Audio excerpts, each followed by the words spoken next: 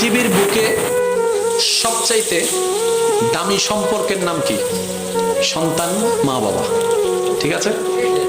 আর সবচাইতে মায়া ভালোবাসার সম্পর্ক যদি ধরতে হয়, সবচাইতে দামি সম্পর্ক যদি ধরতে হয়, সেটা হচ্ছে স্বামী স্ত্রী।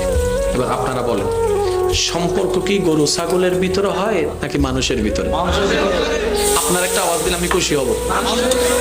এখন অনেক মানুষ না, এই পৃথিবীর বুকে একজন সর্বপ্রথম মানুষ এসেছেন, যার আসার পরে মানুষের যাত্রা শুরু হয়েছেন, ওনার নাম কি? হযরত আদম আলাইহিস সালাম। আচ্ছা, এই হযরত আদম আলাইহিস সালাম মানুষ ছিলেন, আর কেউ ছিলেন না। এরপর ওনার একজন সাথী হয়েছেন, উনি কি ওটার বোন? না। হাওয়া আলাইহিস সালাম কি বোন? মা, মেয়ে কি?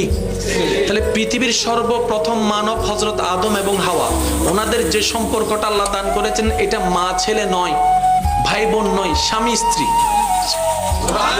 তার মানে পৃথিবীর বুকে আল্লাহ তাআলা সম্পর্কের সূচনা করেছেন স্বামী স্ত্রী দিয়ে। এবার আপনি চলে গেলেন কবরে, কবরওয়ালার সাথে দুনিয়ার ওয়ালার কোনো সম্পর্ক? ভাই ভাই, ভাই বোন, স্বামী স্ত্রী, সন্তান ছেলে, কিচ্ছু নাই। এবার হাসরে গেলেন, ওখানেও কিচ্ছু নাই। এবার যখন আপনি জান্নাতে যাবেন, সেখানে আপনি স্বামী থাকবেন, আপনার স্ত্রী থাকবে, যদি আল্লাহ দয়া করে। ওখানে ভাই ভাই, ভাই বোন, মা ছেলে। তাহলে যে সম্পর্কটা জান্নাত থেকে শুরু হয়েছে, ওই সম্পর্কের নাম স্বামী স্ত্রী। যে সম্পর্কটা আজীবন থাকবে কিয়ামতের ময়দানে অনন্তকাল, ওই সম্পর্কের নাম স্বামী স্ত্রী। দুর্ভাগ্য আমাদের, ওই স্বামী স্ত্রীর বন্ধনের গুরুত্বটা না বোঝার কারণে আজকে আদালতে ডিভোর্সের হার বেড়ে গিয়েছে। আমার কথায় কষ্ট নেবেন না, বাস্তব যেটা সেটা বলছি। আপনি স্বামী স্ত্রী এমন একটা নিয়ামত, কোথাও ঘুরতে গিয়েছেন, গুড়াই গুড়া হয়ে গেল, সদকায়ে জারিয়ার সওয়াব হয়ে গেল, বলেন সুবহানাল্লাহ। স্বামী স্ত্রী কি জানেন? স্বামী স্ত্রী দুইজন দুই প্রান্তের মানুষ। এক জায়গায় হওয়ার কারণ কি জানেন?